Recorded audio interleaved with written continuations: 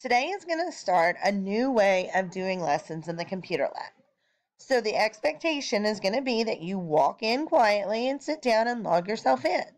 You're going to access the link on your desktop to Miss Page's lab and then click on your grade level. Then on that page, every day, you are going to find a video that is me teaching you the lesson.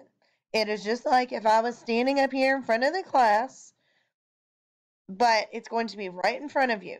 You don't have to wait on everybody to get logged in. You don't have to wait on anybody to be quiet. You are able to just sit down and get straight in to the lesson for that day.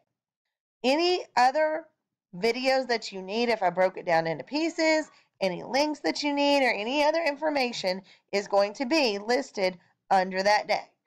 So if it was Wednesday, you would have to scroll down to find the Wednesday area. When we are doing a video, you can play the video. Some of them, like Monday's video here, just talking about how to do typing.com, you probably can just watch it and then click on the link and do it.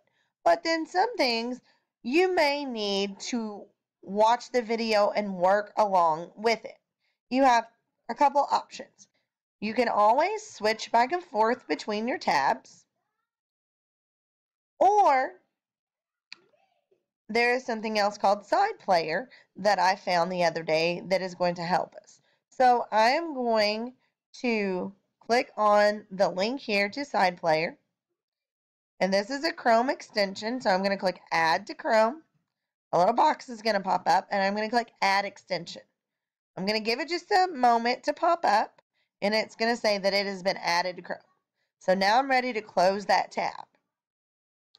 Now, the reason that I did this, I'm going to refresh my page.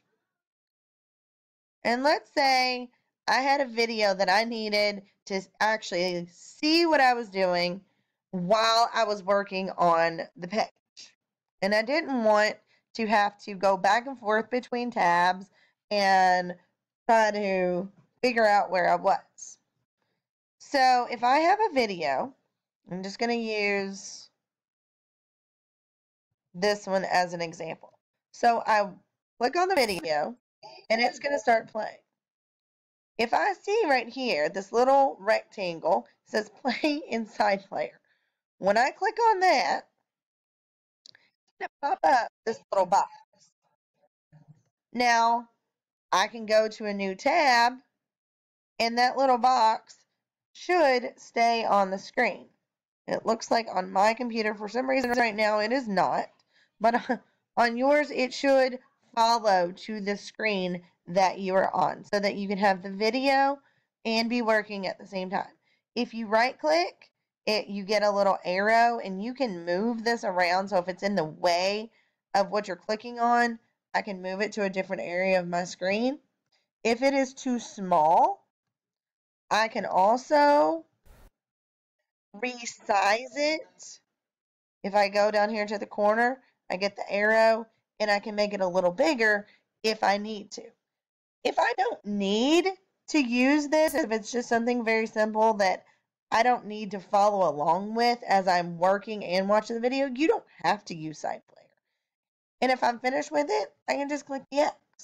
But you have the option to have the video right here, and you can watch it more than once, especially if you're having trouble.